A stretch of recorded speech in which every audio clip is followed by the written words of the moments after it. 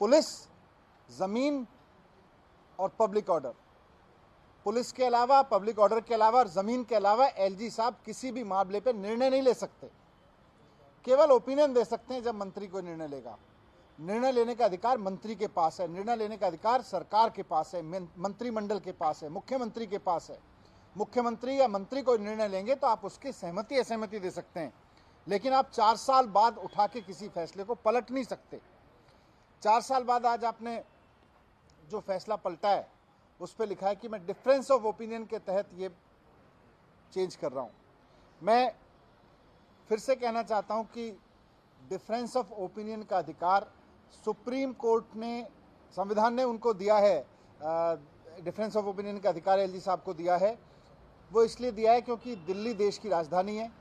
3 subject पे decision आपको सीधे सीधे लेना है, लेकिन फिर भी देश की राजधानी होने के नाते आपको ये एक विशेष अधिकार दिया गया है कि आप मंत्रियों के किसी फैसले से असहमत हो सकते हैं। लेकिन माननीय सुप्रीम कोर्ट ने बहुत स्पष्ट शब्दों में कहा है कि ये जो असहमति होगी वो rarest of the rare case में होगी। वो कभी कभार किसी मामले में होगी जो राष्ट्रीय सुरक्षा से या ऐसे किसी मसले से जुड़ा हो।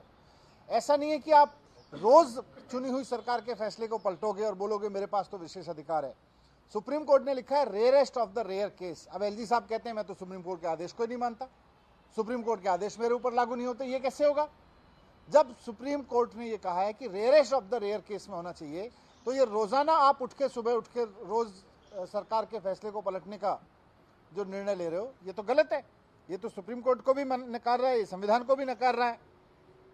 और डिफरेंस ऑफ ओपिनियन लेने का तरीका क्या होगा उस पर भी संविधान ने लिखा हुआ है, उस पर भी सुप्रीम कोर्ट ने बोला हुआ है, उस पर भी ट्रांजैक्शन ऑफ बिजनेस रूल है उसके ऊपर कि कैसे होगा। डिफरेंस ऑफ ओपिनियन ऐसे नहीं हो सकता जैसे एलजी साहब कर रहे हैं रोजाना, कि एलजी साहब अफसरों से फाइल मंगाते हैं, उस पर लिख देते हैं मेरा इस पर डिफरेंस ऑफ ओपिनियन है, ये आदेश लागू करो। ऐसे नहीं हो सकता। ये डिफरेंस ऑफ ओपिनियन भी गैर कानूनी है। क्यों? क्योंकि कानून में लिखा हुआ है कि डिफरेंस ऑफ ओपिनियन तब करेंगे एलजी साहब जब मंत्री कोई निर्णय लेगा, मंत्री निर्णय लेके एलजी साहब के पास भेजेगा। एलजी साहब अगर कहेंगे कि साहब इस पे अलग है, तो एलजी साहब की ड्यूटी है, ये कानून में लिखा हुआ है। एलजी साहब की ड्यूटी है कि पहले मंत्री को बुलाएंगे, उससे चर्चा करेंगे। लिखा हुआ है कानून में कि पहले चर्चा करेंगे, और चर्चा में अगर मंत्री के और उनके बीच में सहमति नहीं बनती है तो वो मुख्यमंत्री को कहेंगे कि एक बार इस पे कैबिनेट में चर्चा करो। मंत्री नहीं मान रहे, कैबिनेट मान जाए, और कैबिनेट भी नहीं मानेगी तब एलजी साहब के पास ये पावर है कि वो कोई निर्णय लेंगे और सेंट्रल गवर्नमेंट को कहेंगे भाई इस पे डिफरेंस ऑफ ओपिनियन है। उससे पहले एलजी साहब के पास कोई पावर नहीं है। तो जो डिफरेंस ऑफ ओपिनियन एलजी साहब ले रहे हैं उसमें कोई प्रोसीजर फॉलो नहीं कर रहे, वो इलीगल तरीके से इंप्लीमेंट करा रहे हैं, अफसरों से डरा के धमका के उनको, संविधान को मान नहीं रहे। सुप्रीम कोर्ट के फैसलों के बारे में उनका कहना है सुप्रीम कोर्ट के फैसले मेरे ऊपर लागू नहीं होते, मैं तो लेफ्टिनेंट गवर्नर हूं।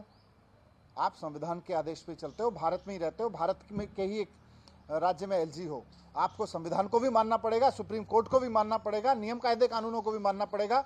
आप जिस पार्टी के होंगे, ऐसा नहीं है कि दूसरी पार्टी की सरकारों के बारे में आप बोलें उसकी पार्टी का कोई भी फैसला मैं कहीं से भी उठा के पलट सकता हूँ।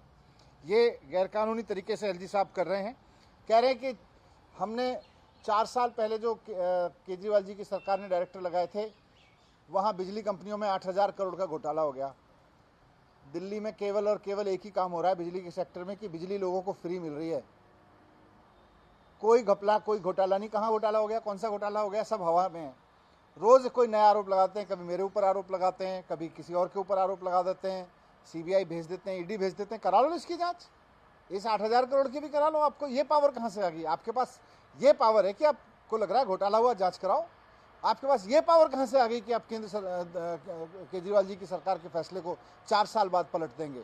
ये आपके पास पावर नहीं है। असंवैधानिक कर रहे हैं, गैर कानूनी कर रहे हैं और बिना प्रोसीजर्स को फॉलो हुए कर रहे हैं। आप प्रोसीजर भी इलीगल अपना रहे हैं। मैं एलजी साहब को रिक्वेस्ट करना चाहता हूं कि संविधान का सम्मान करिए, सुप्रीम कोर्ट के सम्मान करिए। आप ये मत मान के चलिए कि सुप्रीम कोर्ट के फैसले आप पर लागू नहीं होते, और प्रोसीजर्स को फॉलो करिए।